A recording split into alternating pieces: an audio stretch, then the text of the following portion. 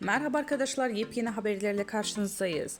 Afra Saraçoğlu Mert Ramazan Demir ile ayrılık iddialarına net yanıt verdi.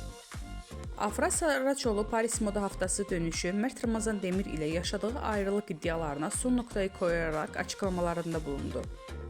Ünlü oyuncu Afra Saraçoğlu Paris Moda Haftası'nı döndükten sonra İstanbul Havalimanı'nda gazetecilerin açıklamalarında bulundu. Son dönemde adı Mert Ramazan Demir ile yaşadığı ilişki hakkında çıkan ayrılık dedikoduları ile gündeme gelen Saraçoğlu bu iddialara açıklık getirdi.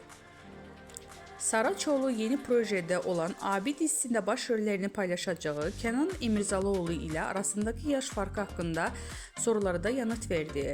Genç oyuncu yaş farkının ilişkiye engel olmayacağını vurguladı. Demek sevildi ki bu kadar konuşuldu. Yaş farkının bir problem olacağını düşünmüyorum dedi. Gazetecilerin özel hayatı ile ilgili sorularına da açıklık veren Afra Saraçoğlu, Mert Ramazan Demir ile olan ilişkisini sonra erdiğini şu sözlerle doğruladı. Artık bitti gitti. Bu açıklamasıyla ayrılık iddialarına son noktayı koyan